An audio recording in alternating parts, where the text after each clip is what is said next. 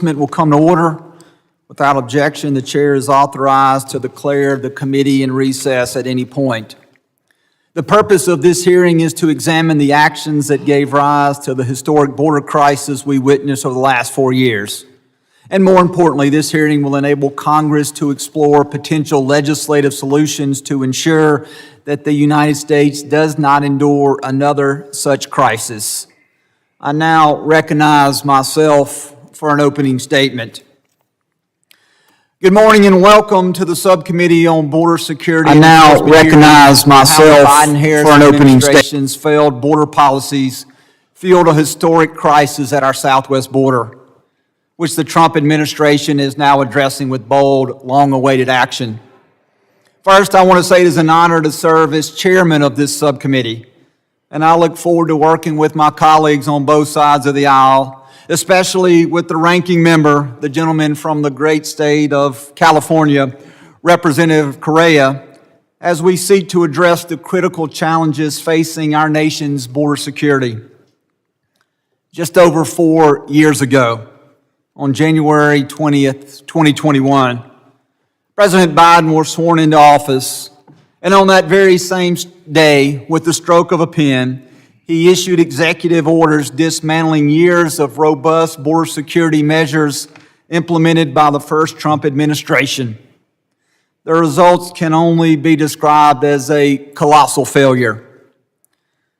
We have often heard the phrase, "Those who don't know history are doomed to repeat it." So to be clear, this hearing is not about looking back just for the sake of looking back, but instead is about learning from past failures so that Congress can work together to pass meaningful and lasting solutions to secure our border. The policies we put in place today will shape the future and ensure the failures of the past will never be repeated.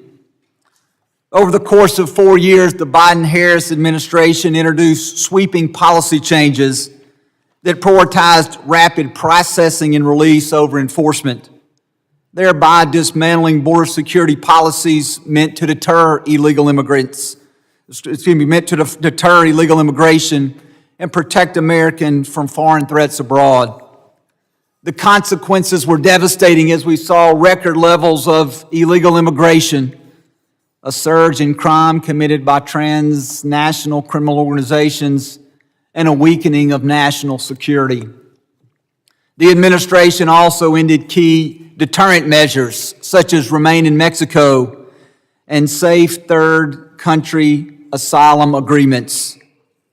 It expanded the CBP-1 app and created mass parole programs to facilitate the illegal entry of inadmissible aliens into the United States. As a result, every state in America has now become a border state. Violent criminal gangs infiltrated American communities and carried out heinous crimes such as murder, assault, robbery, and rape. These crimes which jeopardize the safety of all American citizens.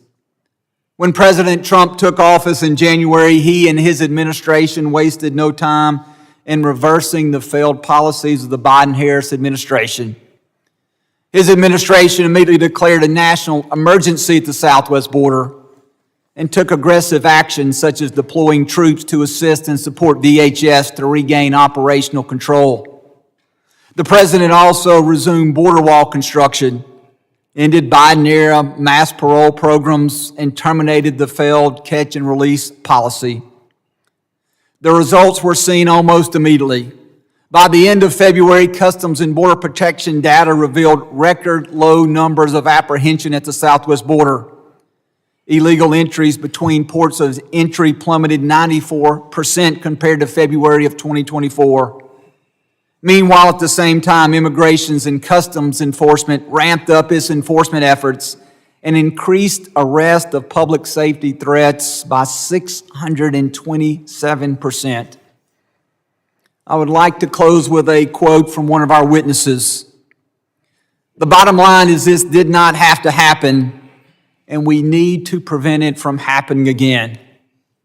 We must do all we can to learn from the past, to protect the safety and security of all American people, and to ensure that the failures of the past will not be repeated.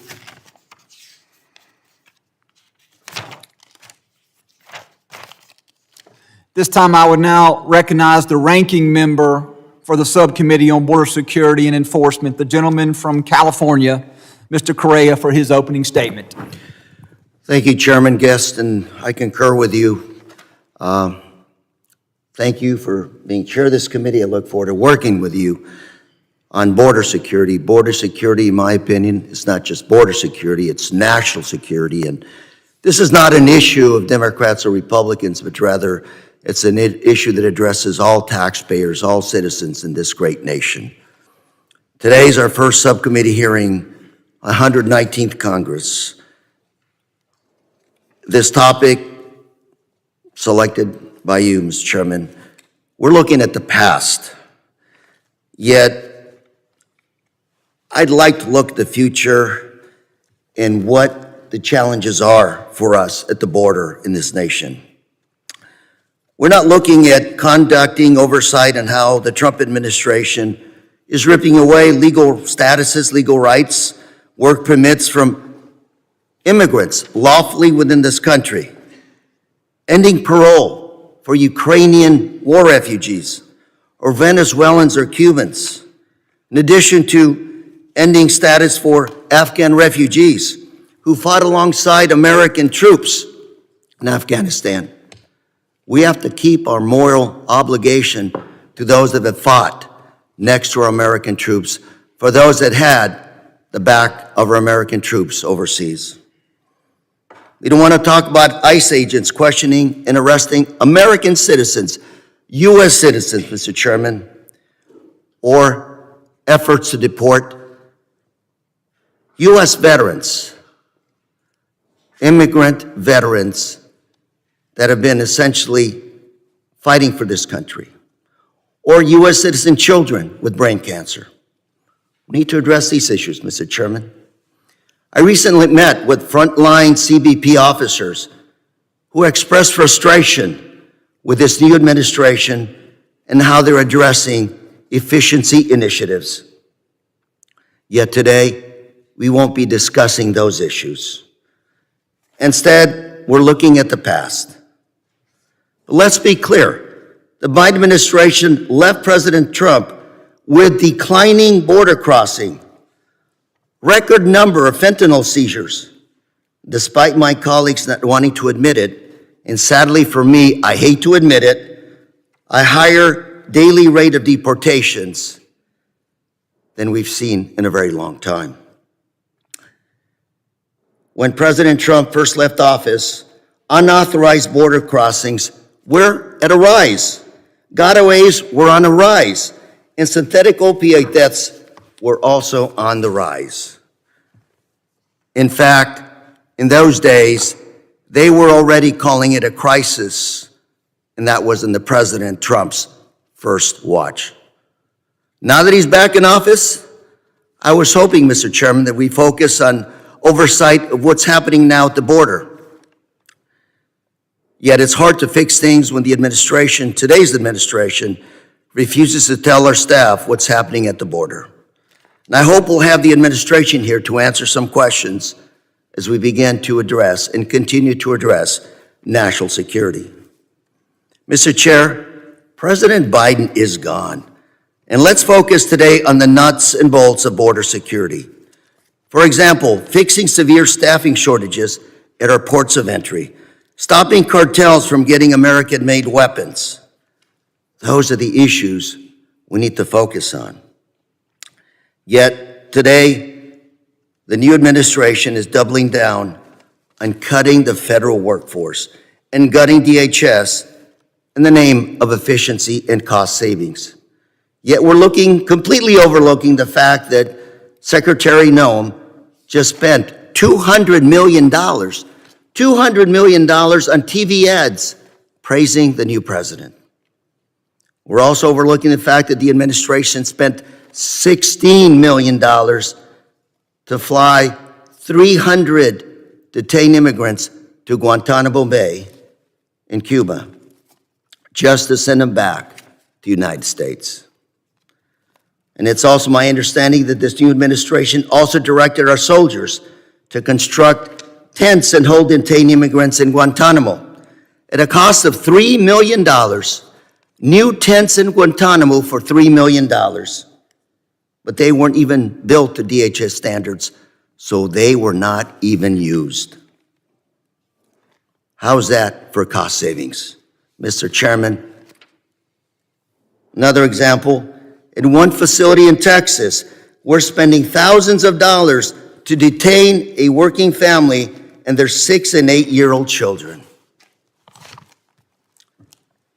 And I guess this is what America, safer America, looks like today. Let's not forget, with all the law enforcement agents like DEA, FBI, ATF, they're being forced to become deportation officers, away from their priority investigations of drug cartels, money laundering, child sex trafficking.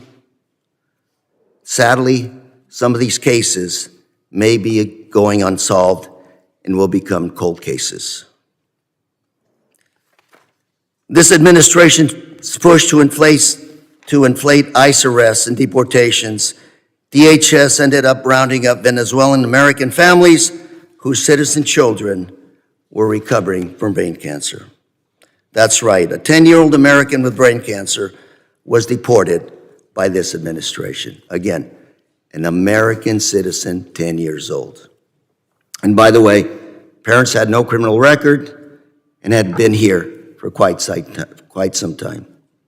Again, is this what makes America look safer, or America safe again? Mr. Chairman, I look forward to working with you on future hearings to focus on what makes our border stronger, safer, what keeps our neighborhoods safe, what keeps fentanyl, other narcotics off our streets, as well as bad people from entering this country. And of course, while improving international trade, that is good for America. Mr. Chairman, thank you very much for holding this hearing, and with that, I yield. Thank you, Mr. Cray. At this time, I would now recognize the ranking member for the entire committee, the gentleman from Mississippi, Mr. Thompson, for his opening statement. Thank you very much, Mr. Chairman, and I look forward to working with you as another Mississippian on this committee. I welcome our panel of witnesses and look forward to their testimony also today. But more than 2 months into the Trump administration, Americans want to know why administration officials aren't here to answer the questions. Why haven't Republicans held a single hearing with administration witnesses this whole Congress? Why don't Trump administration officials answer to this committee for their immigration policies? And are they afraid of answering our questions about why they've rounded up and detained U.S. citizens, even deported U.S. citizens with no due process?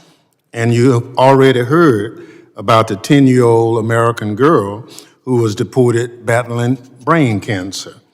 Don't they want to explain why they've disappeared people with no criminal record or evidence of wrongdoing from this country without so much as a hearing in defiance of a federal judge's order? Or why they've pulled law enforcement off cases targeting child abusers, traffickers, and smugglers to carry out immigration raids against people with no criminal history? And that's just what we know from the media reports. We've received next to no information from DHS on what's happening despite our inquiries. Administration officials want to go on Fox News and pose for photo ops, but they don't want to be held accountable by Congress. And congressional Republicans are complicit in helping them evade oversight. Today, my Republican colleagues want to talk about the Biden administration yet again, rather than the bad policies and abuses of the Trump administration. I guess it's to be expected. I understand many of my Republican colleagues are hiding from their own constituents, having been directed by their leadership not to hold town halls or to hear from constituents who are upset at Trump's policies. We should be focusing on the issues affecting our communities today. This administration, with the help of unelected billionaire Elon Musk, is ignoring laws passed by Congress. They are making Americans less safe while increasing prices for everyday goods. This committee should be providing oversight on the Trump administration as they sentence people with no criminal record to hard labor in a notorious prison in El Salvador. This committee should be examining how ordering thousands of special agents to assist ICE with immigration enforcement hurts the government's ability to conduct criminal investigation into child exploitation, human trafficking, drug smuggling, arms smuggling, and tax fraud. Or worse yet, to assign FBI agents to investigate Tesla damage as an act of domestic terrorism. President Trump has even suggested convicted criminals of these crimes, including U.S. citizens, should be sent to the notorious mega prison in El Salvador, the very same place he is disappearing migrants under the Alien Enemies Act. It doesn't make us safer when the administration pauses serious criminal investigation so that special agents can help ICE arrest people in communities who pose no harm. This committee should be conducting oversight of the Trump administration squandering millions in taxpayers' money to house migrants in inhumane conditions in Guantanamo. Trump said that the worst of the worst would be held there, but many of the detainees had no criminal records at all. One migrant sent there was riding his bike on the wrong side of the road. That certainly doesn't sound like the worst of the worst. We've also heard of U.S. citizens being detained and questioned by ICE. CBP has detained and effectively deported U.S. citizens. That's not who we are as people. There are real threats to this country that we need to focus on. While the Trump administration is fixated on creating sound bites and photo ops, Democrats will remain focused on doing what's best for the American people. The Trump administration should be here to answer our questions. I thank the witnesses for being here today, and I yield back. Thank you, Chairman Thompson, or Ranking Member Thompson, for that opening statement. Other members of the committee are reminded that opening statements may be submitted for the record. I'm pleased to welcome our distinguished panel of witnesses, and I ask that our witnesses please raise their right hand and please rise. Do you solemnly swear that the testimony you give before the Committee on Homeland Security of the United States House of Representatives will be the truth, the whole truth, and nothing but the truth, so help you God? I'll let the record reflect that the witnesses have answered in the affirmative. Thank you, and you may be seated. I would now like to formally introduce our witnesses. First, I would like to start with Ms. Laura Reese. She is the director of the Border Security and Immigration Center at the Heritage Foundation. She has nearly 30 years' experience in the immigration and homeland security arena. She twice worked at the Department of Homeland Security on management and immigration policy and operations issues, most recently as the acting deputy chief of staff. Previously, she worked in the legislative branch as counsel for the United States House of Representatives Judiciary Committee Subcommittee on Immigration and Claims. Our second witness is Mr. Amon Blair. He is a senior fellow at the Texas Public Policy Foundation Secure and Sovereign Texas Initiative. Blair has over 10 years of experience as a U.S. Border Patrol agent serving in the Rio Grande Valley sector. He is also a 20-plus year U.S. Army veteran, serving both as an enlisted soldier and commissioned officer in various leadership and staff roles, including as an infantry platoon leader on Operation Lone Star. Our third witness is Mr. John Anfison.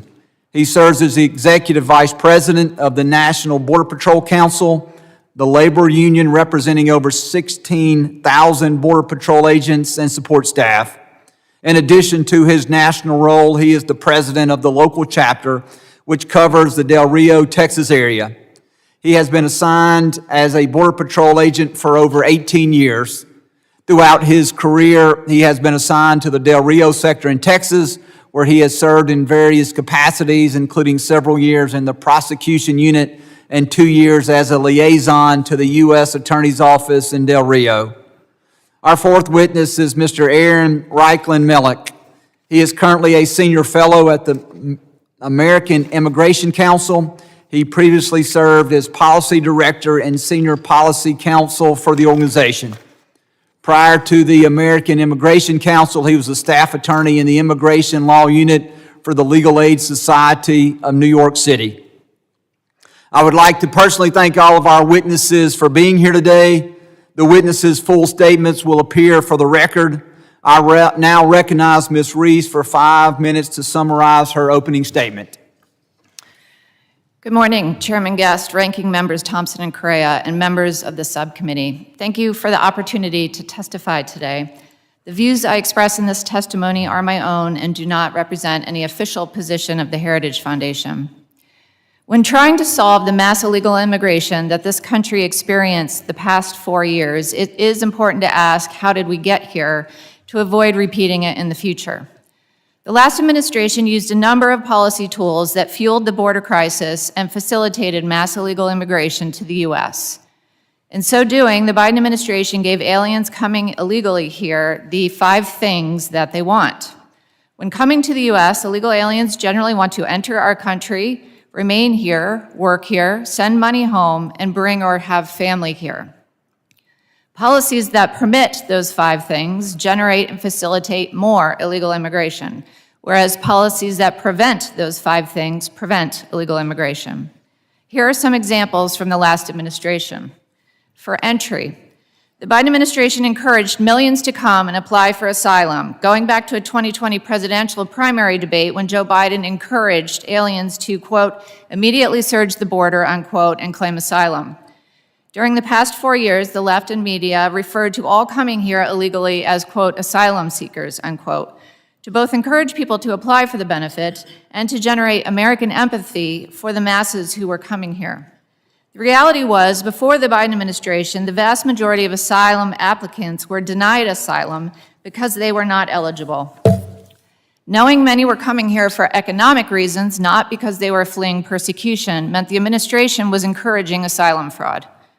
Then Homeland Security Secretary Alejandro Mayorkas also encouraged unaccompanied alien children border crossings by saying publicly multiple times, if you come as an unaccompanied child, you will not be turned back. The result, U.S. Customs and Border Protection encountered a historic 550,000 unaccompanied children during the last 4 years. Biden's Department of Health and Human Services, which is responsible for providing shelter for unaccompanied children, turned them over to unvetted sponsors. Unsurprisingly, children ended up in sex trafficking, child labor, and HHS lost track of at least 300,000 of them. The Biden administration also paid tens of billions of dollars to non-governmental organizations, or NGOs, to build an infrastructure for mass migration from as far south as at least Panama to and throughout the U.S. These NGOs arranged transportation, shelter, healthcare, documentation, legal services, and other, quote, wraparound services for the aliens. The money sent to these NGOs went out through DHS, the State Department, HHS, USAID, the Justice Department, and more. We, the U.S. taxpayers, were paying for our own national destruction.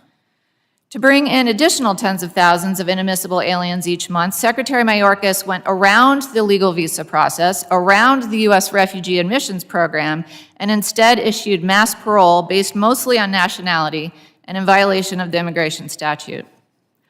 To allow the masses of aliens to remain in the U.S., the Biden administration severely restricted immigration enforcement, gave billions of dollars to sanctuary jurisdictions in conjunction with the NGOs to shield inadmissible aliens and provide them benefits. The administration also increased and extended numerous designations of temporary protected status, used prosecutorial discretion to not seek aliens' removals, and administratively closed other removal cases, thereby giving deportable aliens more time here until they could become eligible for another immigration benefit. As for working in the U.S., Secretary Mayorkas issued employment authorization documents as a default.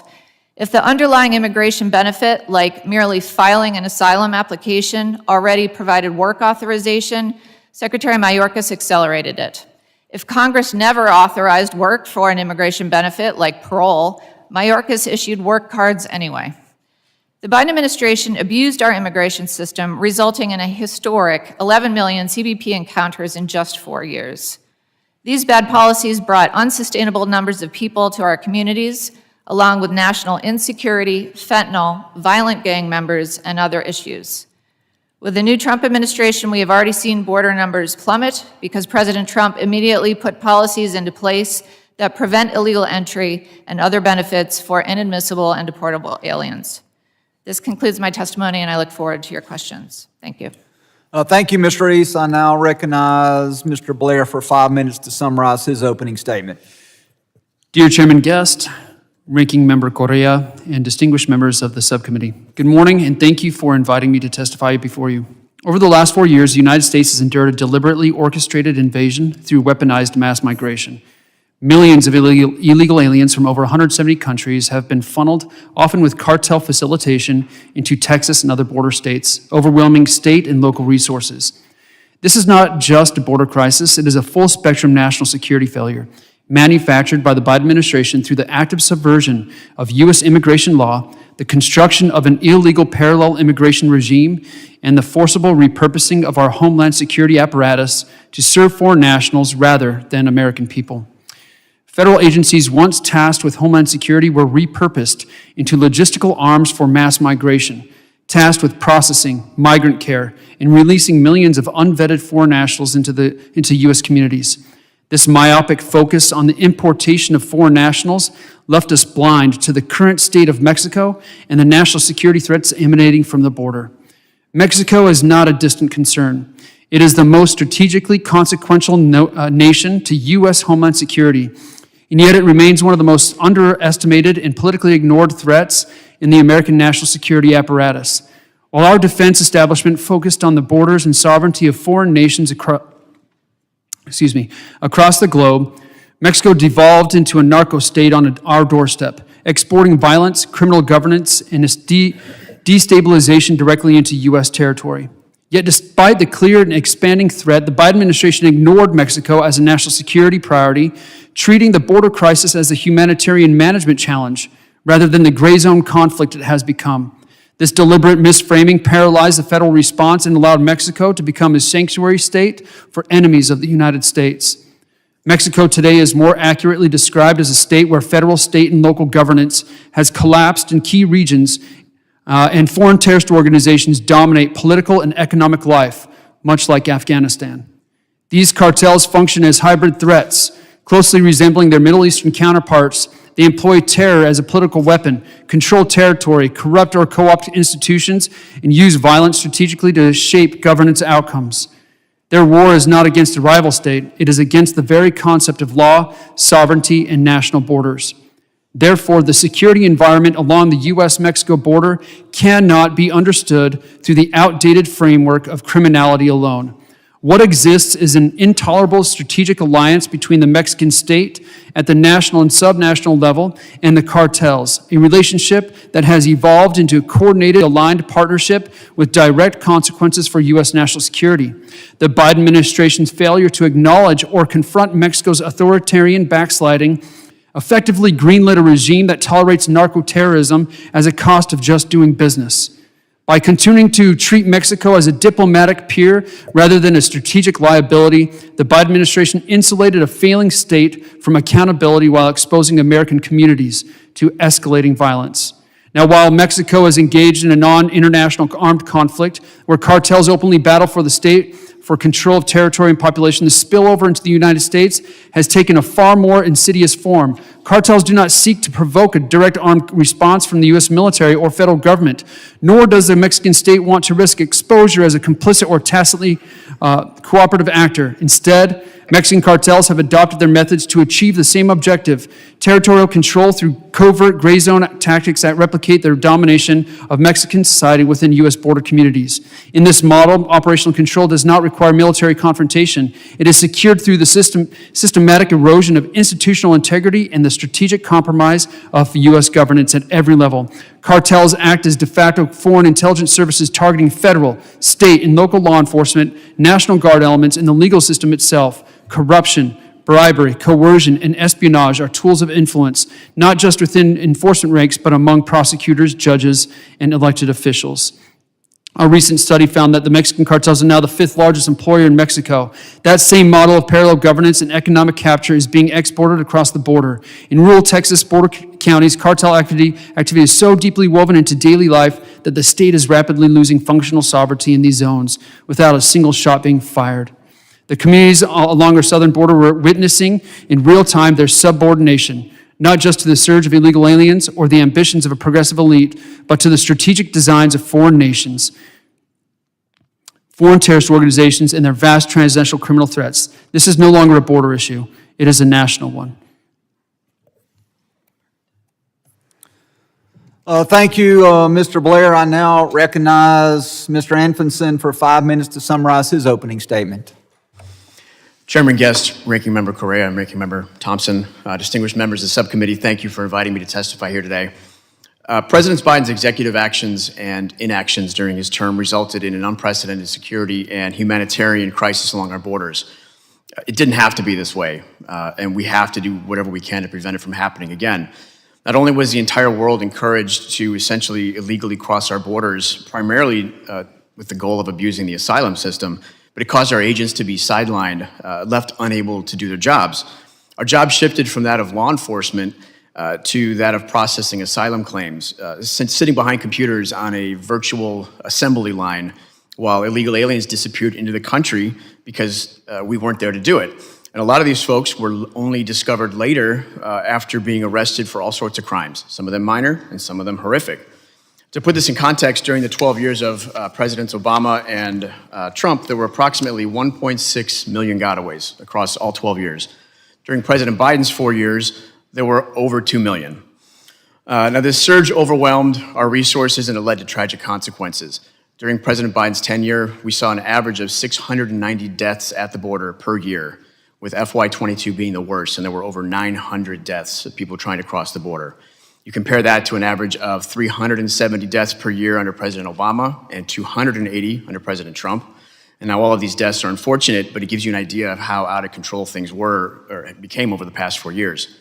I remember one incident in particular in Eagle Pass, Texas, in August 2022, where a toddler and an infant, they were siblings, had gone under the water when a family crossed the river. Agents on the boat patrol unit pulled the siblings out of the water, they performed CPR on them, doing whatever they could to save them. The toddler passed away right there at the scene, and the infant was taken to the hospital and died a few days later.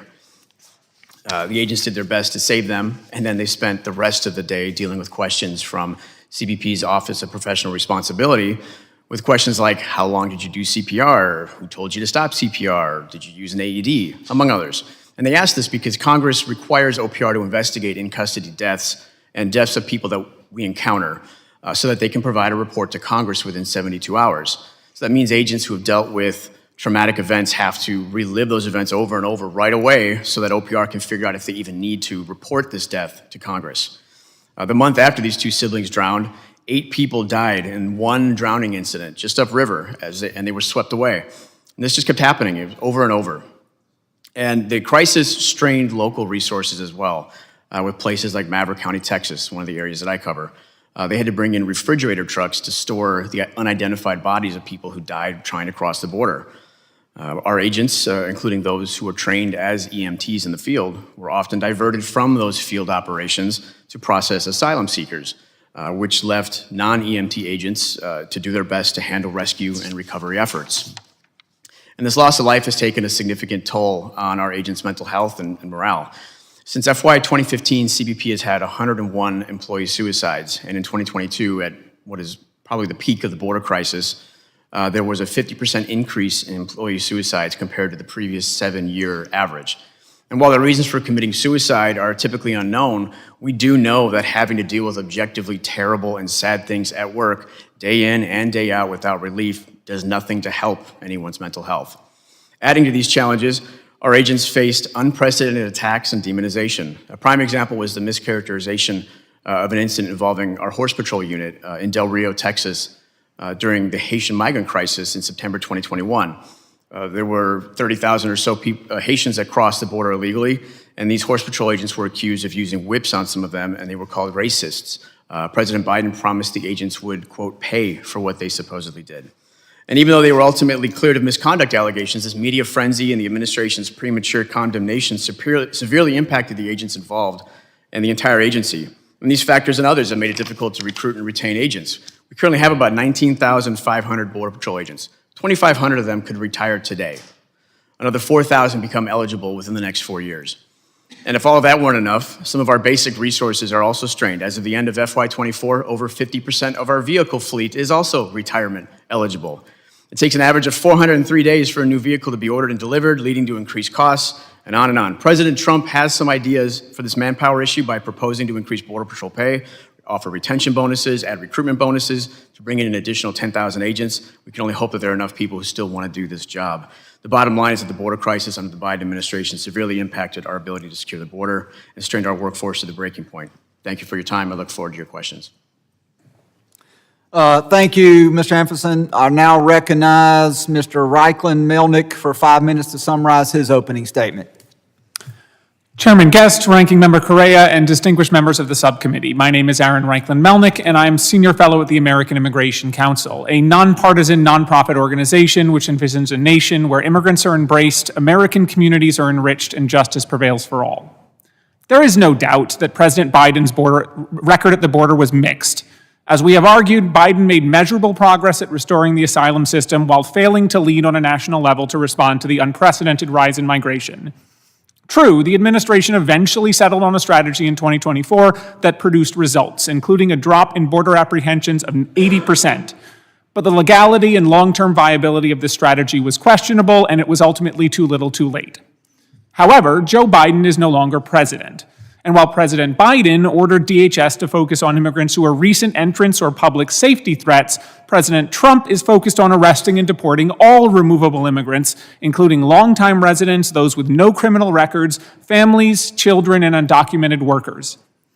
Trump has made immigration enforcement the top priority of federal law enforcement, above fentanyl trafficking, above terrorism, and even above protecting our children from predators. This obsession with draconian immigration enforcement will make us all less safe. If continued over the next 4 years, it may also impoverish us as a climate of fear and large-scale removals cause the economy to shrink and Americans to lose their jobs. Over the last 2 months, the Trump administration has reassigned thousands of federal law enforcement officers away from their normal duties to instead carry out low-level civil immigration enforcement arrests and prosecutions, including against many people with no criminal record. This has diverted resources away from serious public safety threats. According to Reuters, at Homeland Security investigations, which over the last 2 years reported saving 3,000 children from predators, scores of agents who specialize in child sexual exploitation have been reassigned to immigration enforcement. Rather than protecting kids, these special agents are staking out immigrant workers' homes and taking down license plates. At the Department of Justice, Attorney General Bondi declared on her first day that immigration enforcement is the top priority of the agency, above nearly everything else. Even the FBI's Joint Terrorism Task Force has been directed to assist in the execution of President Trump's immigration initiatives. But it doesn't stop there. 25% of the DEA's workforce has been reassigned to immigration enforcement. Rather than tracking down drug traffickers, DEA agents are combing through old files to find cases where prosecutors can add illegal entry or reentry charges years later. At the ATF, a full 80% of agents have been reassigned to immigration. Even the IRS isn't immune, with special agents trained in financial crimes being made to go after random immigrants instead. In a world of limited resources, diverting federal law enforcement to the mass deportation agenda will have an obvious effect. When HSI agents tracking online pedophiles are forced to stake out undocumented workers, our children are not safer. When DEA agents investigating drug rings are told to find immigrant families who missed court dates, our communities are not safer. And when FBI agents tracking terrorists are told to focus on immigration arrests instead, our nation is not safer. These concerns are not hypothetical. In 2018, under the zero tolerance policy, border prosecutors were ordered to charge all migrants with illegal entry. The result was clear. There was a large drop in drug trafficking cases brought by federal prosecutors because prosecutors were spending night and day focused on migrant parents instead of going after the drug traffickers. This administration's priorities are backwards. While Trump is spending billions of dollars on detaining ever greater numbers of immigrants, his administration is slashing services for Americans. Money is pouring into the pockets of private prison companies at the same time as USDA is ending contracts, giving children access to fresh local food, and Social Security is closing offices nationwide. Rather than a single-minded focus on mass deportation, this administration and Congress should pursue common-sense policies that help American communities. We need a system that can resolve cases quickly while also maintaining fairness, due process, and meaningful accountability for all actors. That includes a path to permanent legal status for undocumented immigrants who have resided in this country for decades without breaking other laws. This would build American prosperity, encourage the rule of law, and break the power of unscrupulous employers who exploit workers. In an option between self-defeating mass deportations and a prosperity-building path to legal status, the choice is clear. Thank you, and I look forward to your questions.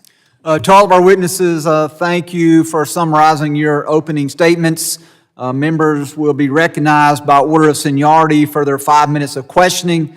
An additional round of questioning may be called after all members have been recognized. I now recognize myself for 5 minutes of questioning.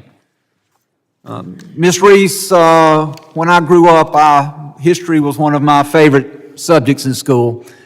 I had a teacher in high school who would often use these words. He would say, "Those who don't know history are doomed to repeat it." And I feel that as we, as a Congress, move forward as a body to try to encapsulate what the Trump administration is doing, that it's important that we also look back.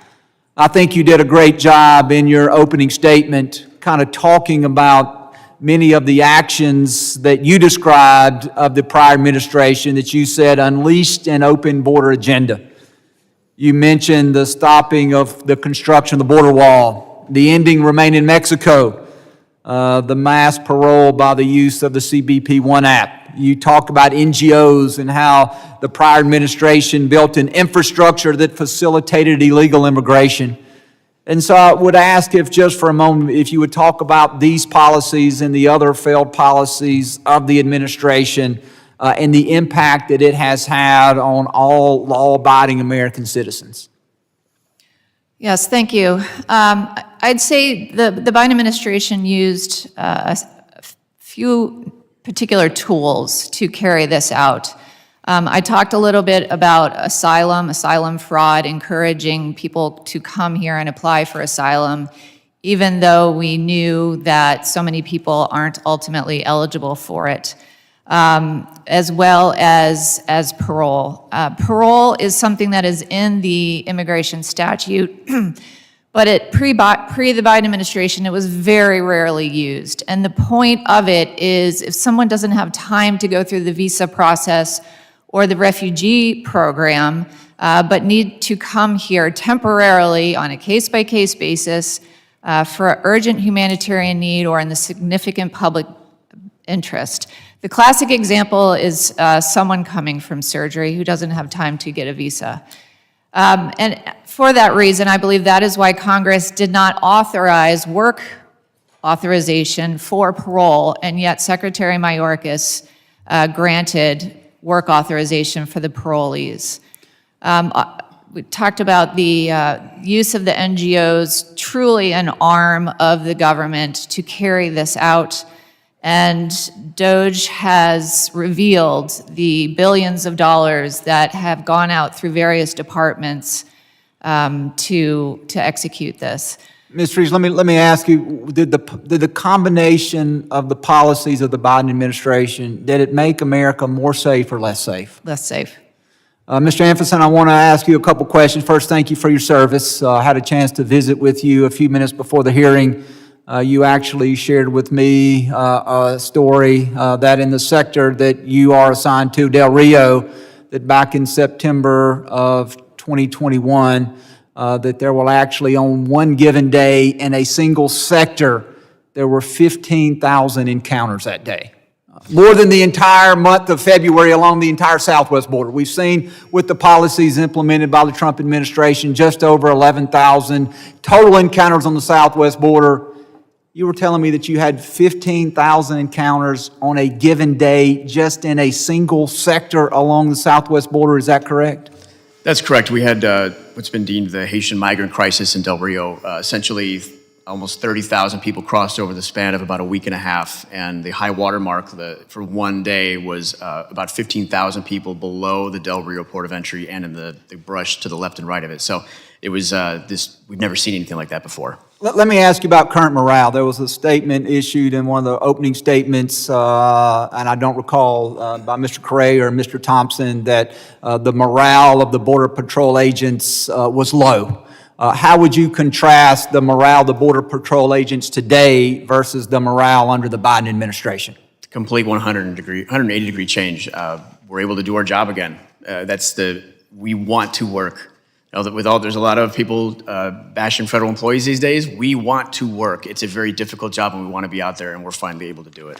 And one final question, and I'll ask each of the witnesses just to answer yes or no, because my time is quickly expiring.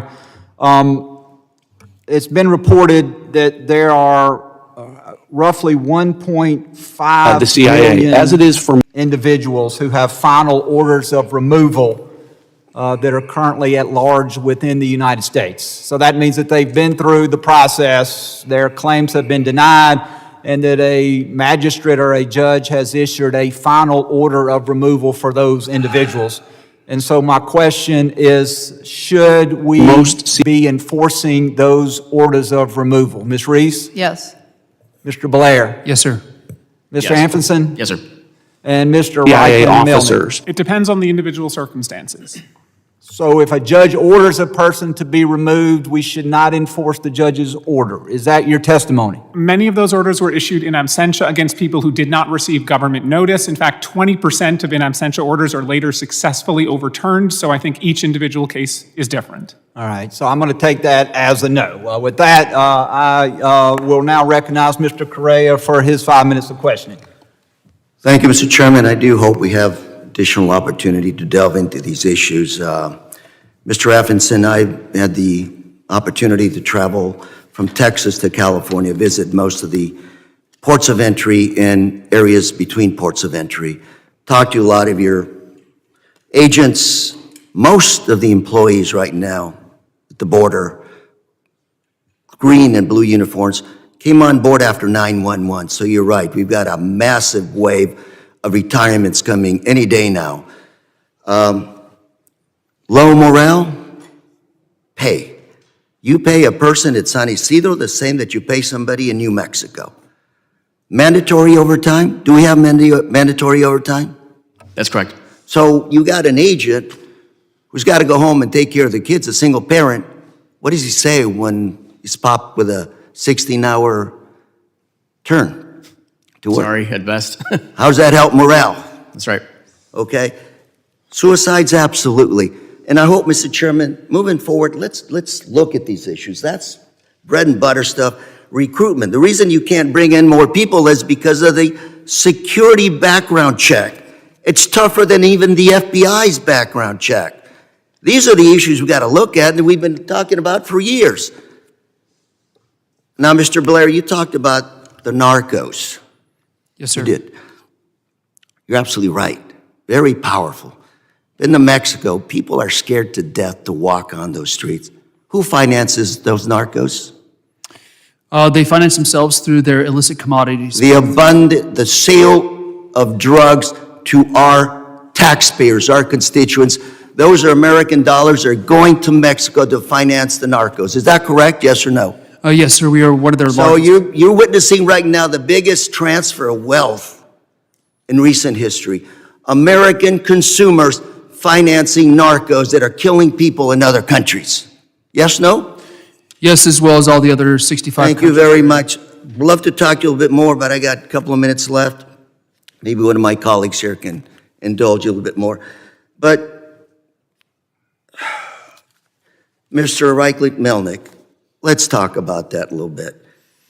Trump administration pulling thousands of agents to the border, pulling FBI, DEA, ATF from investigating child abuses, sex traffickers, gangs, drugs. If you want to go after these issues, wouldn't you go after the pocketbook? Wouldn't you go after and investigate where these dollars are flowing, where they're coming from? I think so, yes. So how does this shift in personnel help the situation or not? I don't think it does. I think trained law enforcement that are focusing on very serious crimes like child sexual exploitation should stay on the job doing those jobs. I mean, if you want to punch a drug cartel, you want to go after their pocketbook, correct?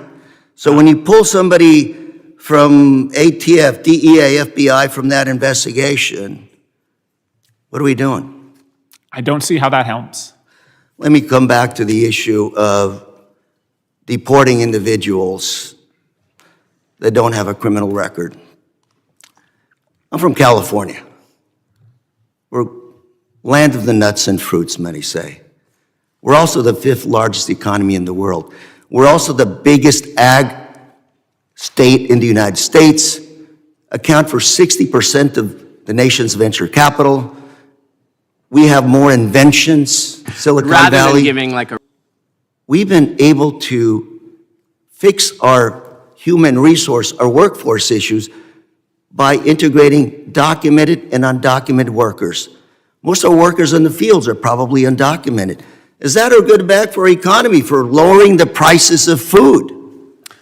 Yeah, certainly undocumented workers contribute significantly to the United States. Many of them are taxpayers. About half of undocumented immigrants pay taxes as well, and putting billions of dollars into A lot of them pay into the Social Security system. We'll never see a dime off that system.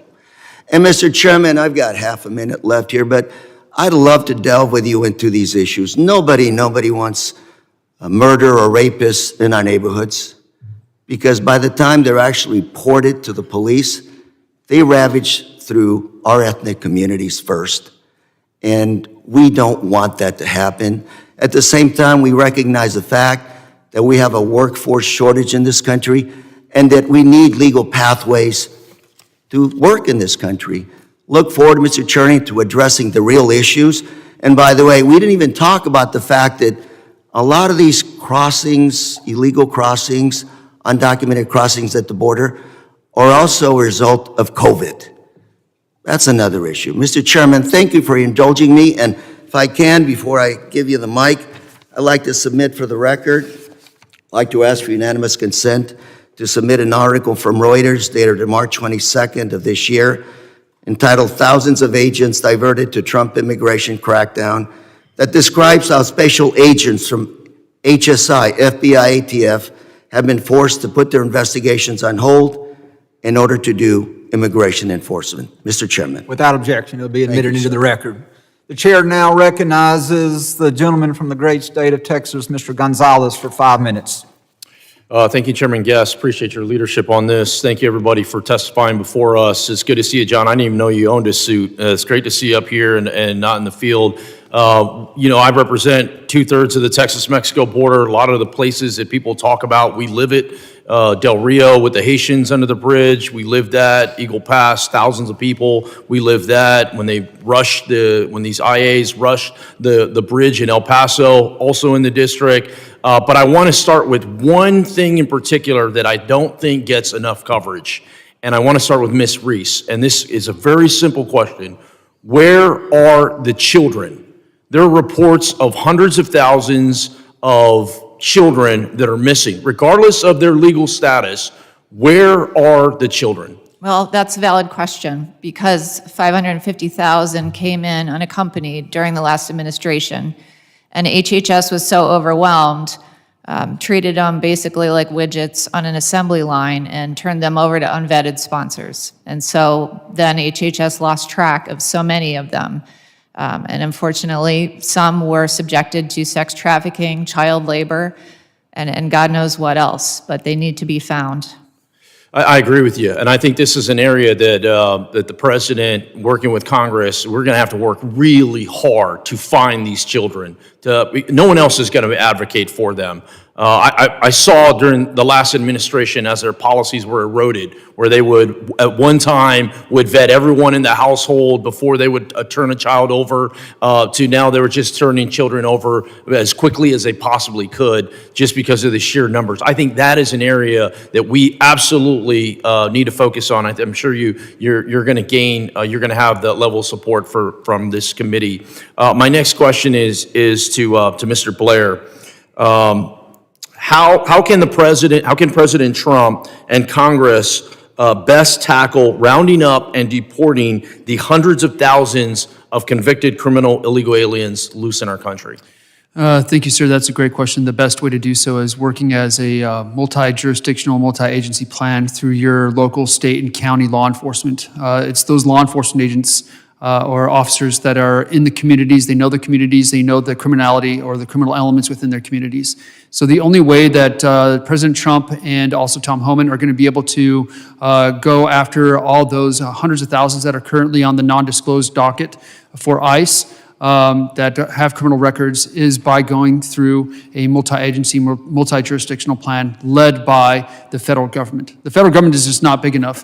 Federal agencies are not large enough. And so they're going to have to go through that all the way down to the local level. Spot on. I couldn't agree with you more. Last year, I sent a letter to ICE asking how many convicted criminal illegal aliens are in our country.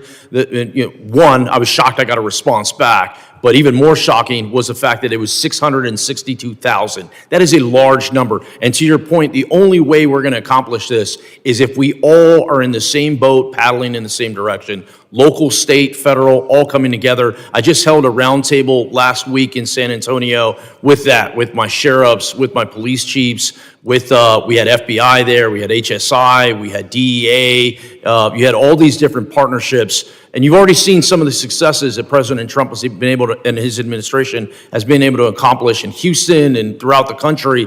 But to your point, I think you're spot on. We have to do more. And the only way we do this is if we all pull our resources together to get these. Once again, I'm not talking about somebody that is here waiting their court case. I'm talking someone that's a convicted criminal illegal alien to the tune of 600,000. My next question is to you, John. It's pretty simple. I mean, you're on the ground, you're in the field.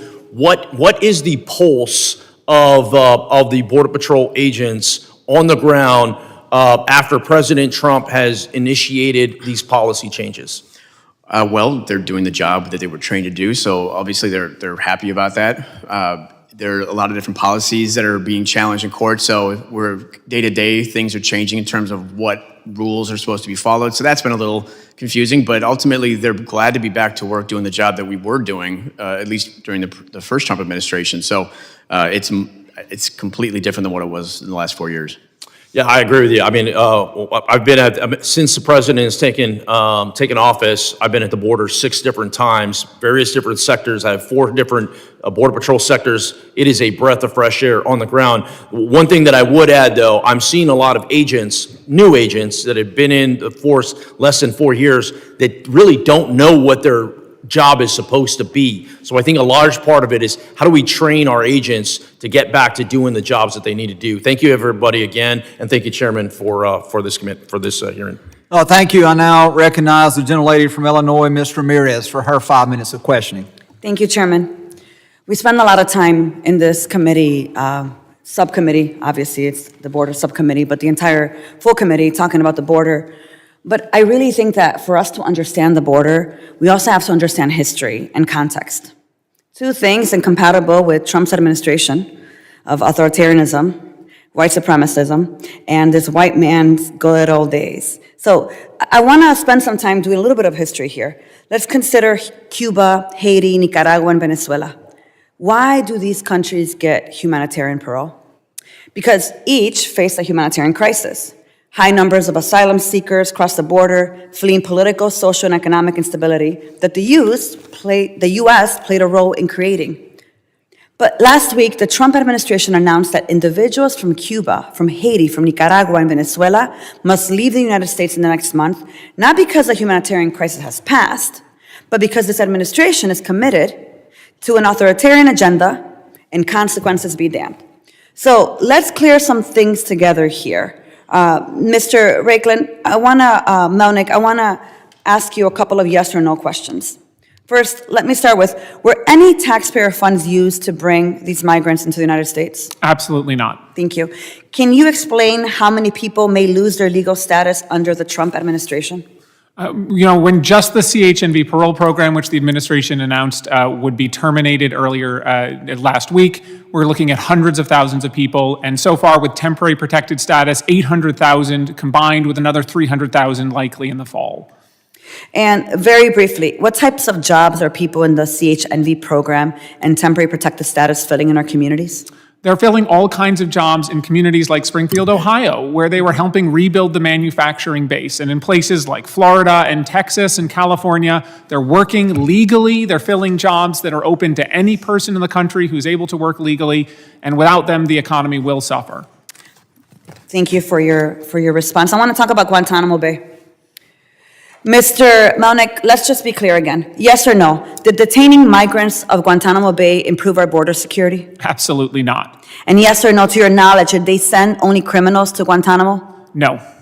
Yes or no, does the administration have the ability to hold the, quote, worst of the worst here in the United States? Absolutely they do. And yes or no, did they need Guantanamo to achieve that end? They did not. And quickly, what other problems did you see with this administration's use of Guantanamo Bay? There was the treatment of people at those facilities, in facilities that were clearly did not meet ICE standards, where people were held in solitary confinement, even people, again, with no criminal record. It was also extraordinarily expensive. So I want to talk now about Salvador. President Trump recently invoked the Alien Enemies Act. The last time this law was used was during a dark period in American history. Some of us just talked about if we don't know history, we're damned to repeat it again. And it was used to detain more than 100,000 Japanese Americans being in internment camps following the attack on Pearl Harbor. Trump has invoked it to target the Tren de Aragua gang, he says, and recently deported more than 100 individuals they allege are connected to this gang. These individuals were disappeared to a mega prison in El Salvador. Mr. Melnick, can you explain some of the problems with President Trump's use of the Alien Enemies Act? The number one problem is the lack of due process. The administration is asserting an unprecedented authority to point at any person and say, you're a member of Tren de Aragua, you don't get any right to say that you're not, we're going to stick you on a plane, we don't even have to tell you first. At a court hearing yesterday, the Department of Justice said people do not even have a right to be told they're going to be subject to this law before they're put on a plane. That's right. And do we know who some of the individuals sent to El Salvador are? We do, and we know that many of them allege that they are not members of the gang, including Andre, a Venezuelan gay barber who is seeking asylum, a makeup artist who has said repeatedly he has been sent there by mistake. And has the Trump administration provided any evidence of gang ties? None whatsoever. So let me ask you this last question. Why should American citizens, permanent residents, law-abiding legal immigrants fear President Trump's invocation of the Alien Enemies Act? This country was founded on the rule of law, on the idea that no person could be held to account by the government without an opportunity to understand the charges brought against them and an opportunity to respond. That is not happening here. That's right. And I will say history does, in fact, repeat itself. And some of the worst parts of our past started with eroding people's right and making them the enemy. We can't let this administration continue to criminalize immigrants in order to be able to criminalize any dissent, which is exactly why I think Secretary Noem needs to come before this body and answer questions. I demand that, and with that, I yield back. Thank you. I now recognize the gentleman from Arizona, Mr. Crane, for 5 minutes. Thank you, Mr. Chairman, for holding this hearing today.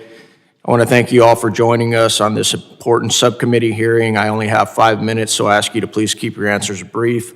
I also have a service of unanimous consent request that I'll be entering into the record after my questioning. Mr. Antifson, on January 27, 2024, President Biden said a new broader bill would grant him new emergency authority to shut down the border when it becomes overwhelmed. Additionally, on January 30th, 2024, President Biden said when asked about his actions on the border, "I've done all I can do. Give me the Border Patrol, give me the people who can stop this and make it work right." My question to you, sir, did President Biden lie to the American people about his actions and authority at the southern border? He claimed there was nothing else he could do, and then he did more that summer with the executive orders. So clearly, he wasn't telling the truth. Thank you. DHS and CBP fall under the executive branch, meaning Biden always had the authority. He chose to operate the border in the way he did. Would you agree with that, sir? Yes. Mr. Blair, U.S. Customs and Border Patrol protection data released February 18, 2025, according to U.S. Customs and Border Patrol protection from January 21st through January 31st, 2025, the number of U.S. Border Patrol apprehensions along the southwest border dropped 85% from the same period in 2024.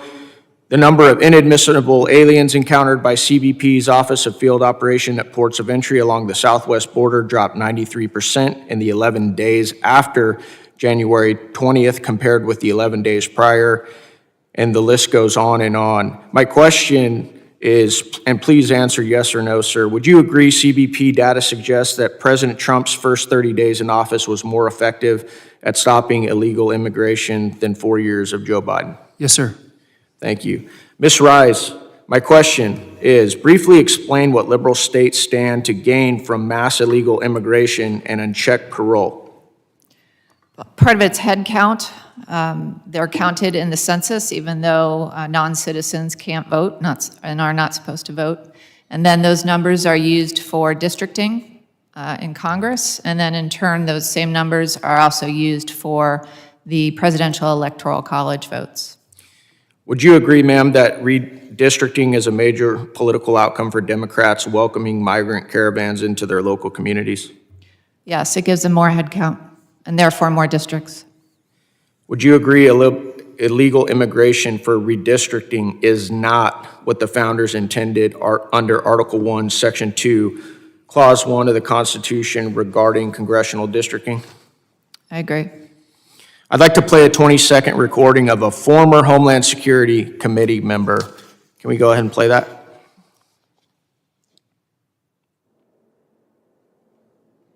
I'm from Brooklyn, New York. We have a diaspora that can absorb a significant number of these migrants. And when I hear colleagues talk about, the doors of the inn being closed, no room in the inn, I'm saying, I need more people in my district, but just for redistricting purposes. And those members could clearly fit here. I'm from Brooklyn, New York. We have a diaspora that can absorb a significant number of these migrants. And when I hear colleagues talk about, the doors of the. Thank you. That was Rep. Yvette Clark, a Democrat from New York, from January 8th, 2024.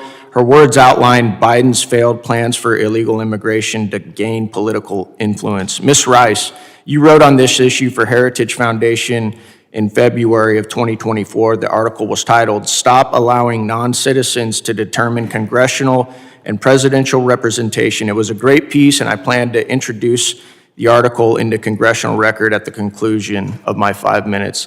The last thing I want to say to Mr. Reichlin Melnick is I find it interesting as I sit here and listen to you blame President Trump and attack President Trump, for saying to the American people that he was going to protect the American people, he was going to put them first, and he was going to implement policies to fix the mess created by the Biden administration. And I just find it rich that you're attacking President Trump for doing exactly what the American people wanted, not the individual who caused this problem.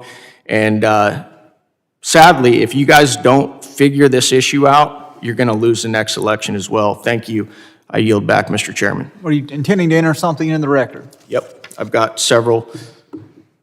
If you'll just give us a brief descriptions so that we can do that at this point. Yep.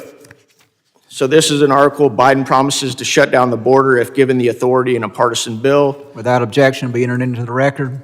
Number 2, Biden has the power to end the border crisis. He doesn't want to. Without objection, be entered into the record. Number 3, CBP releases January 2025 monthly update. Without objection, be entered into the record.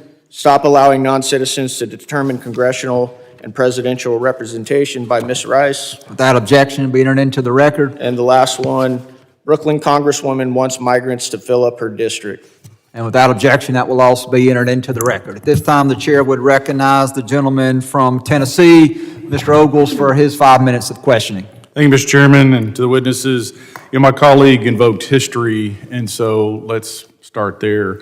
Article 2, Section 1, the executive power shall be vested in a president of the United States. Section 3, the president shall take care that the laws be faithfully executed. The take care clause allows the president to issue directives and executive orders.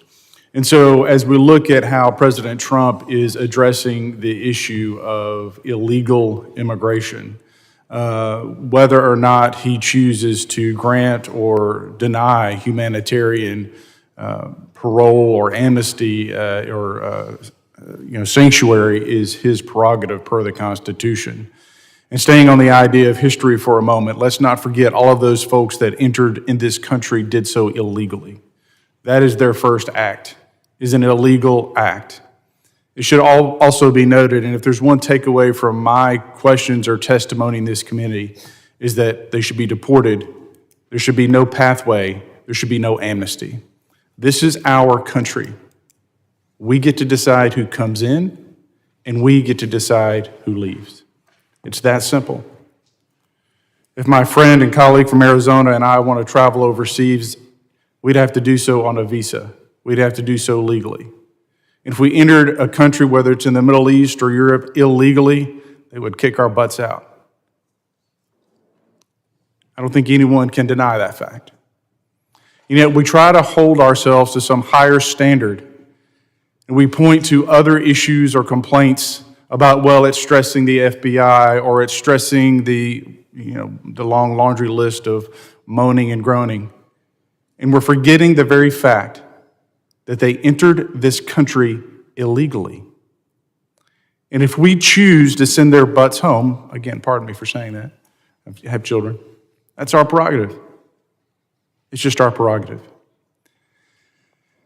You mentioned, ma'am, in your article, what I would say, a very diabolical motivation for why the Biden administration so carelessly, recklessly allowed our country to be invaded, and that was the presidential election and the next census.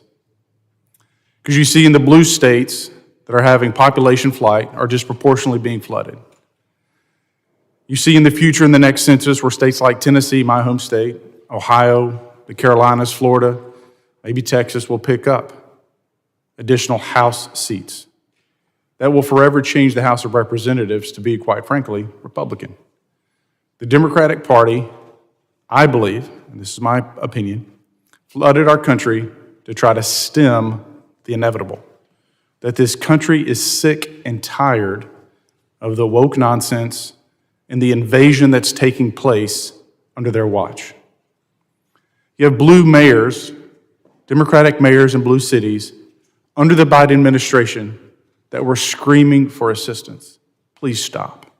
We can't take any more. I went to the border under the Biden administration. I traveled to Tucson. I went south, hit the border, and I went to a section that wasn't controlled by the United States government, but rather the cartel.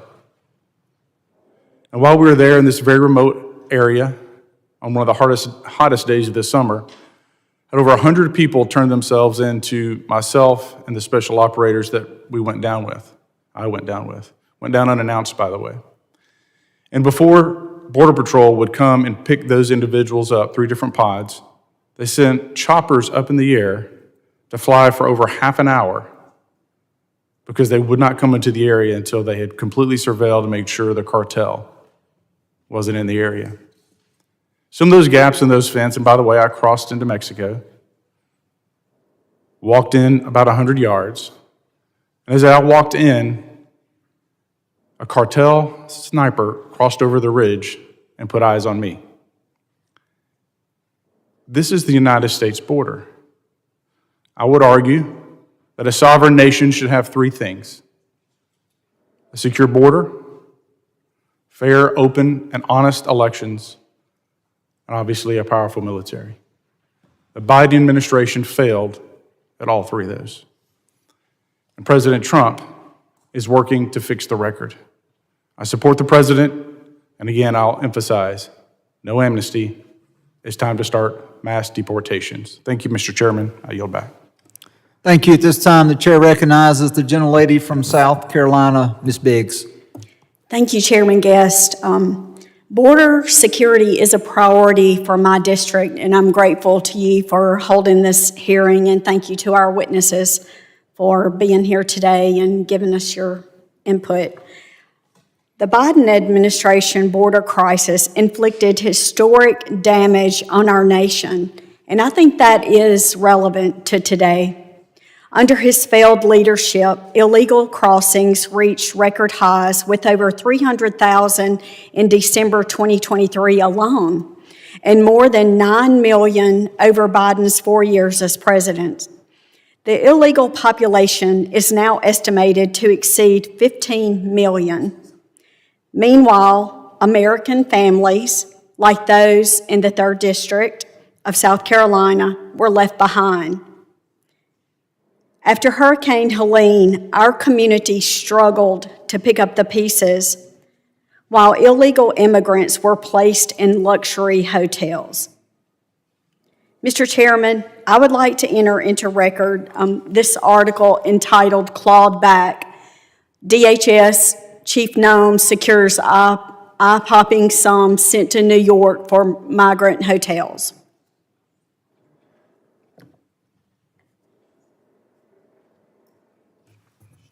Your statement will be entered into the record without objection. Thank you. This article demonstrates how the Biden administration abandoned the American people in favor of spending $59 million in taxpayer money on illegal immigrants in New York City. That's just unfair, and it's un-American. Under President Trump's leadership, we are already seeing a return to law and order and national sovereignty. In just 1 month back in office, border encounters dropped to just 11,000, proving that strong leadership, not luck, solves crisis. So my question is to Ms. Reese. We've talked about a lot here today, but what impact did this have on average American families? And I'm talking about like housing costs or strained school systems, longer wait times for health care, when the last administration put illegal immigrants ahead of our U.S. citizens. Well, communities were very strained, and they weren't notified in advance that large populations were coming to their communities. So they didn't have time to prepare for more teachers or expanded classrooms. So schools were overcrowded. Hospital rooms, emergency rooms were overcrowded, not enough shelter, so the prices of housing went up, and that is why this was a #1 issue for Americans voting last fall. Okay, and the second part of that question, now that we're back under strong leadership, how do we ensure that future administrations never repeat the failures of the Biden era and always put America first? Well, this is where Congress needs to step in and codify many of the changes that are necessary. We shouldn't be going back and forth, president to president, via executive order. We need to shut down the benefit fraud, particularly asylum fraud, make sure there's enough resources, not just for CBP, but also for ICE and the Interior, which is so important right now in the reconciliation bill. Thank you, and with that, I yield back. Gentlelady yields back. At this time, I recognize the gentleman from North Carolina, Mr. Knott, for his 5 minutes of questioning. Thank you, Mr. Chair. Witnesses, it's great to hear what you had to say. I'm sorry that I've been back and forth. I was able to hear most of your opening statements, and thank you for your opinions. Thank you for the work that you all have achieved to get here and to provide such valuable information. And from my background, I agree with most of what was said, and my personal belief is that the border crisis of the last 4 years was an intentional act inflicted upon the American people. There were mechanisms that were used and procedures that were implemented that had never been used before. And as a prosecutor in the Department of Justice, I saw internally how they made it more difficult than it had ever been in my career to prosecute illegal immigrant criminals. And whether it was the temporary protective status, whether it was the refusal for permission, whether it was change of policy, whatever it was, the nerve center of Washington, D.C., again, made it more difficult for people in the United States to protect themselves against illegal immigrant crime or just the overflow of people who came into our communities. And Mr. Melnick, I do want to talk to you. I heard your opening statement. And again, from my perspective, labeling the Biden-Harris record on immigration as mixed, I think is sort of a gross misstatement. And just on a basic level, would you be willing to admit that the Biden-Harris administration was willing to incentivize illegal immigration? No, I don't think that's accurate, and I'm happy to explain more if you'd like. Well, would you admit that there were obviously motivations beyond just asylum seekers that propelled people into the United States? Yeah, there was a mixed flow. There were a genuine, legitimate asylum seekers, tens of thousands of which who have won their cases every year, and there were economic migrants, absolutely. And in the United States, taxpayers foot the bill for health care for illegal immigrants, isn't that correct? It really depends on the circumstance. We know undocumented. All right, I'll play favorable. In some instances, taxpayers foot the bill for health care for illegal immigrants, correct? EMTALA requires emergency rooms treat every person regardless of status, yes. Well, in some states, there are programs where you don't have to be here legally and you can get access to Medicaid, correct? I believe some states have emergency Medicaid for yes. pregnant women, yes. And in some instances, taxpayers foot the bill for housing for illegal immigrants, is that correct? Again, in some circumstances, some communities have opened up status programs to people regardless of immigration. So taxpayers foot the bill for health care, housing. There's also transportation costs that are inflicted on the taxpayers, correct? I'm unaware of what you're referring to there. Well, people were flown into the country illegally. Once they were here illegally, they were bussed all over the country. They arrived in New York City, California, North Carolina, Texas, Illinois, at the taxpayers' expense, correct? Yes, Governor Abbott chose to run that program. And, well, he's not the only person that ran that program, correct? There are dollars far beyond Texas that put illegal immigrants all over this country. Other states and communities offered up travel vouchers to some individuals who wanted to travel to other countries. And in some instances, upon arrival, illegal immigrants can get driver's licenses. Isn't that correct? In some states, driver's licenses are available to any resident regardless of immigration status. And even in some municipalities, people who are here outside the permission of the law can even vote. Isn't that correct? I am unfamiliar with any who allow that. There are some states that allow non-citizens to vote. I'm unsure whether that applies to people who are here in violation of immigration law. So just so we're clear, there was the program that allows health care, housing, transportation, food, driver's licenses, and even the right to vote. And the advocates for the Biden-Harris administration say there were not incentives for illegal immigrants to come here. Hypothetically, let me ask you this. Illegal immigrants are counted in the census, correct? That's correct. So if California loses 1 million American citizens, 1 million taxpayers because of the overregulation, the high cost of living, whatever it may be, and 1 million illegal immigrants are sent to California, they don't lose one electoral vote. Isn't that correct?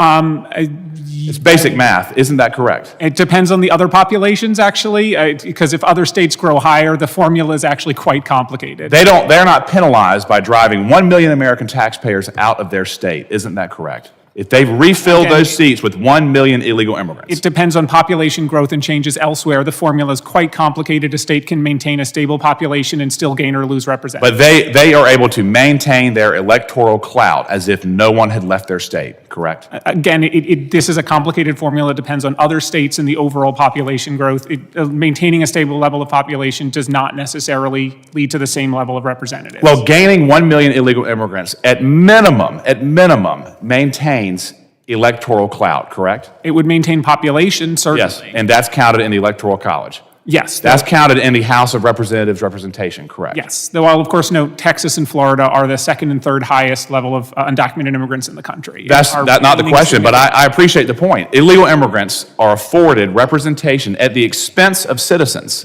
in states wherever they are.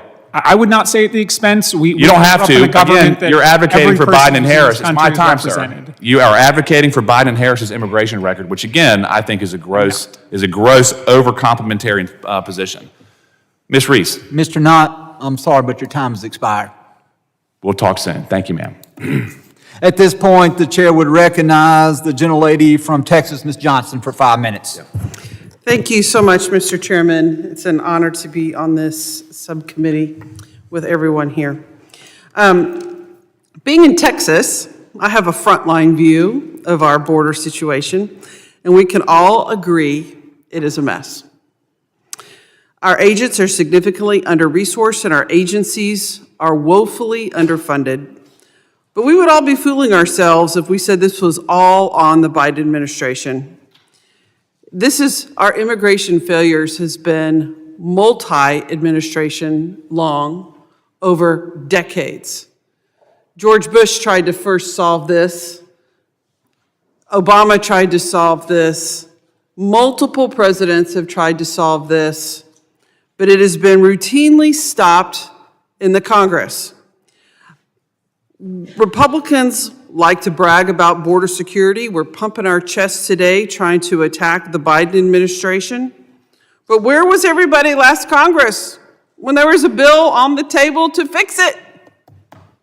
There was a bipartisan bill worked on by members of both parties to have an agreement to put much-needed emphasis on solving our border crisis, to give much-needed resources to the border.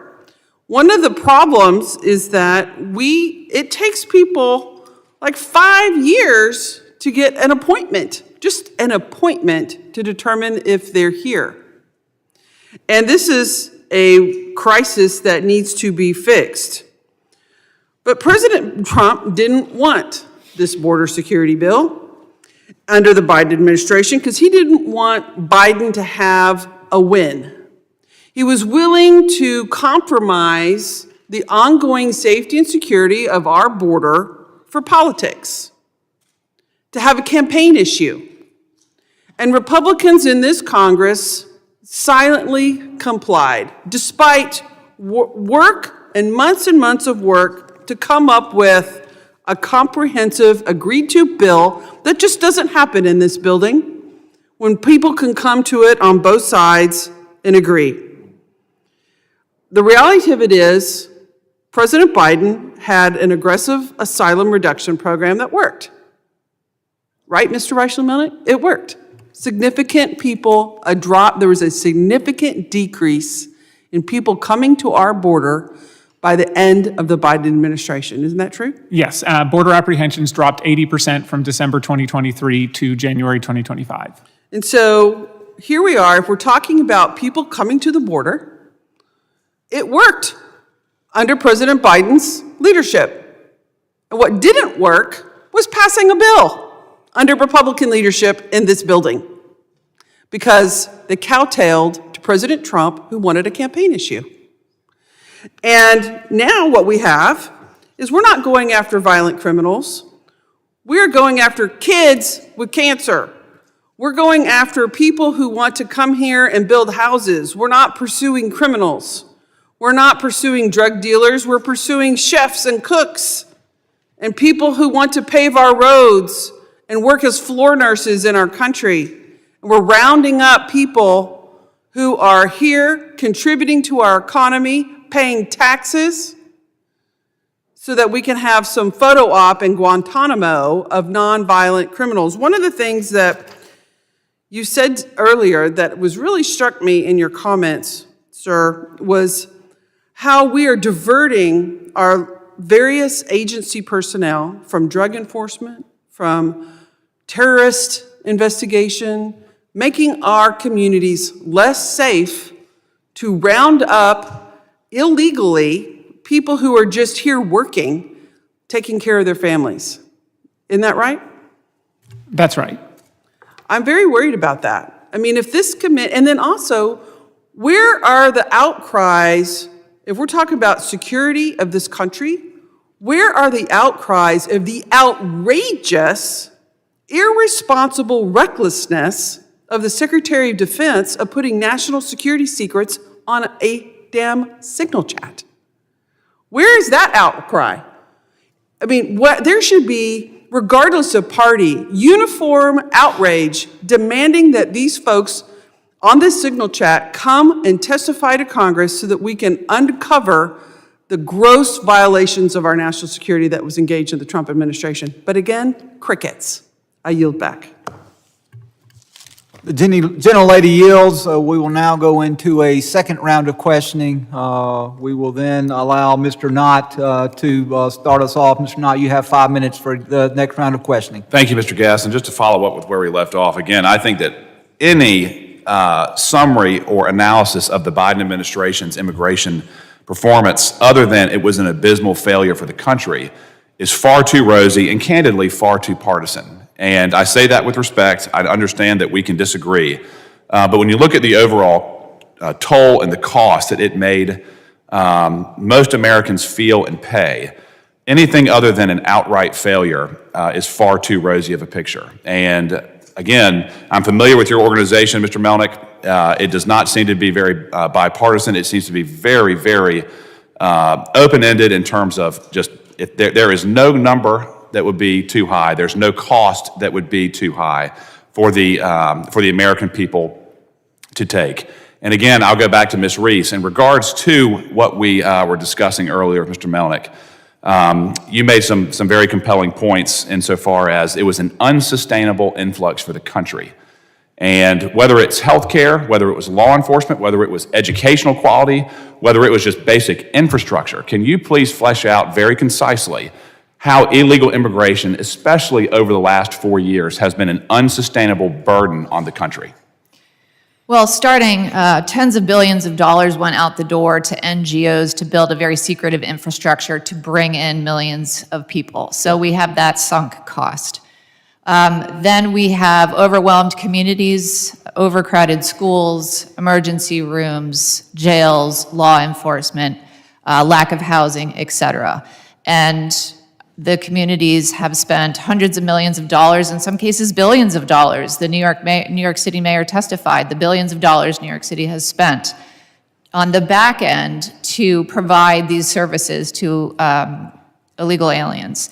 That doesn't even account for the deaths, the violence, et cetera, which is incalculable. Yes. And in regards to the incentives that we were talking about, there was no acknowledgement that there were incentives for illegal immigrants to come here illegally. I'm curious as to your opinion. The way I see it, there was innumerable incentives for people to come here illegally, as evidenced by the fact that they did to the tune of 10+ million crossings. What incentives were you familiar with? The open border, the fact that they were released into the country, the fact that they could work here, continue to send money home, bring family here, have children here, et cetera. Yep. Mr. Anfison, if I could get your take, you're familiar obviously with Border Patrol and the morale. Isn't it true, sir, that whether it was prosecutions of illegal reentries or the policies that came from the top at Border Patrol, the ability to enforce the border was compromised intentionally over the last 4 years? It was very difficult to seek prosecution. There were very specific and high criteria, very high bar to get prosecutions, certainly compared to previous years. And there was a lot of kerfuffle that was mentioned earlier that we can't fight terrorists, we cannot fight drug traffickers based off of the policies that the Trump administration is putting into place. Again, I find that grossly offensive. Can you fight terrorists? Can you fight drug traffickers with the open border policies that we saw over the last 4 years? You can't do anything with open borders policies but let people in. Except welcome them in. So again, this narrative that we cannot fight criminals with tough immigration enforcement, I find to be fundamentally contrary to reality. In regards to the border bill that they said that President Trump torpedoed, did you have an opinion about that bill?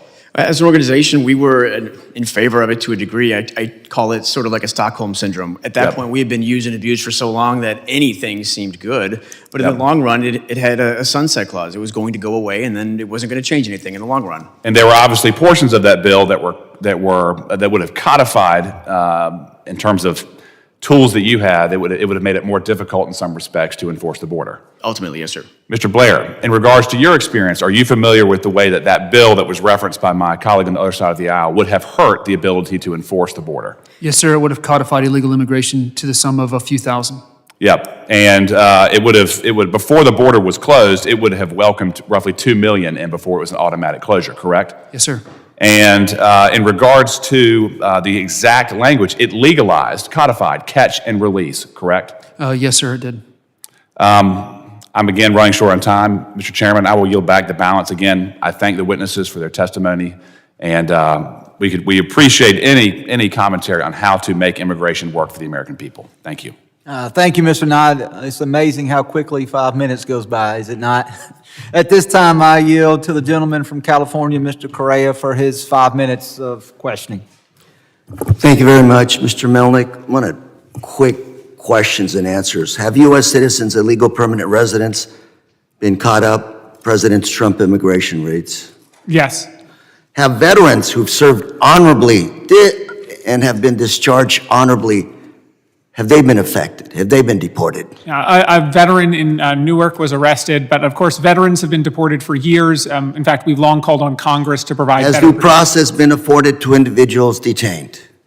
We have serious concerns about the process that's going on, including multiple allegations of violations of settlements and violations of detention standards. So Chairman, I got to tell you, great issues here. And Ms. Reese, I heard you talk about census, redistricting, a little bit of my political history. I started out trying to represent an area whose registered voters, U.S. citizen voter registration participation was very low. Heavily immigrant community. Never wanted to vote. It's called voter suppression. They would get letters saying, anybody who's not eligible, legally registered to vote, you are subject to a felony. When you get a letter like that at home, guess what people do? They say, hell no, I'm not voting. I don't care if I'm registered. I'm legally registered, or I'm not going to vote because I want to stay away from that process. In the last census, President Trump put out an edict. Do not count them people. Who are those people? All the above. California lost 1 seat, congressional seat. Texas should have gained 3 seats. But in Texas, unlike California, they didn't encourage people to be signed up, to be counted. Citizens, non-citizens, legal, and undocumented. There's a lot of issues here. Love to sit down and talk to you.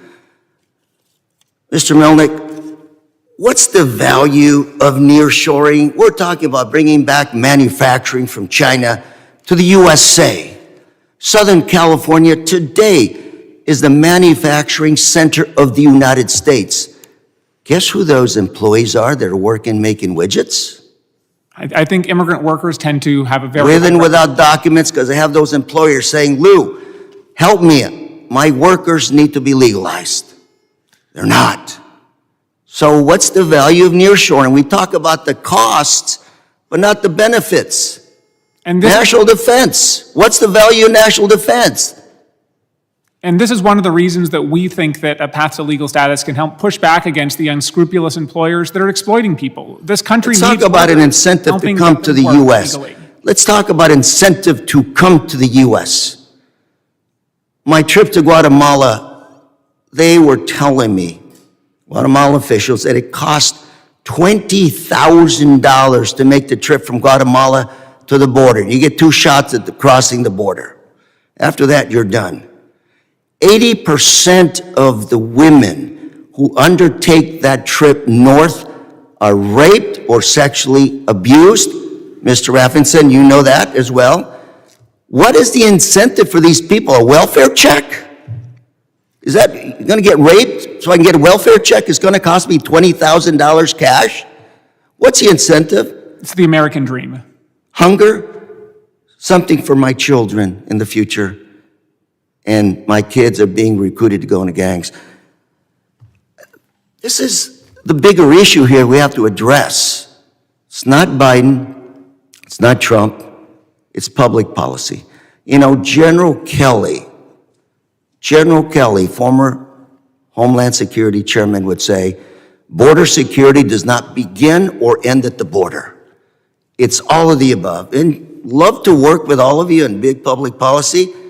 Immigration to this country, a lot lately, record number lately. When was the last time we had such record numbers? Early 1900s? Yes? Yeah, and Yes? 1990s.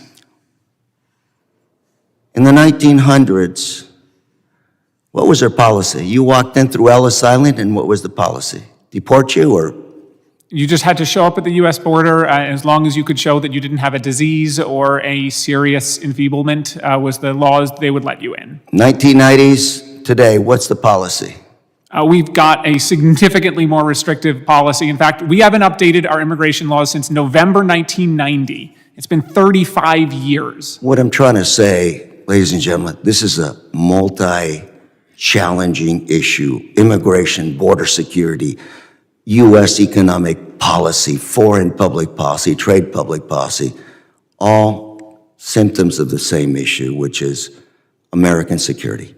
Thank you, Mr. Chairman. Love to continue the discussion, but I think I'm out of time. I yield. Thank you. At this time, I recognize myself. Mr. Melnick, in your opening written statement, you say that over 18% of individuals held in ICE detention who were arrested by the Interior by ICE had no criminal record. So putting that into perspective, 82% of those individuals arrested by ICE were at least charged, if not convicted, with crimes. Is that correct? That's correct. We know from ICE data the majority of those are immigration offenses and low-level offenses. In fact, only 12% of people currently held in ICE detention are categorized as the most serious offenders. And then in previous questions, I asked you a little bit about final orders of removal, and I think you said, and if I'm not trying to misstate, so if I get this wrong, please feel free to correct me, that you believe that roughly 20% of the final orders of removals should not be enforced because the individuals claiming asylum, they failed to appear at their court proceedings. Is that accurate? No, I didn't say they should not be enforced. I wanted to emphasize each individual case has to be assessed individually. Some people have a final order due to no fault of their own. The government didn't send the notice to appear to the right address, for example. So that's why each case has to be looked at individually. I don't want to do a categorical statement. Every person with a final order should be removed because some of them were removed in error, were ordered removed in error, and they have a right to go back to the court and say, I'd like you to fix this. There was a mistake done. And so it seems to me, and maybe I'm mistaken, that you would like to establish what's known in the legal law, and as you know, as a bright line test. Are you trying to say that the bright line test of this administration should be that no individual who has not been charged with a crime should be removed from the country? No, but in a world of limited resources where we have nearly 4 million people in immigration court, it is important to focus on those with the most serious offenses first, not just take a scattershot approach to everybody. All right, and to the Trump administration's credit, over 8 out of every 10 of the individuals that they have apprehended have been charged with some crime. Now, we can argue whether or not we think that crime is serious enough that they should be apprehended or not, but over 80% have been charged with crime. And so there's not this roundup where we're out there seeking to bring in large numbers of people that have not been charged with crimes. You've not seen that, have you?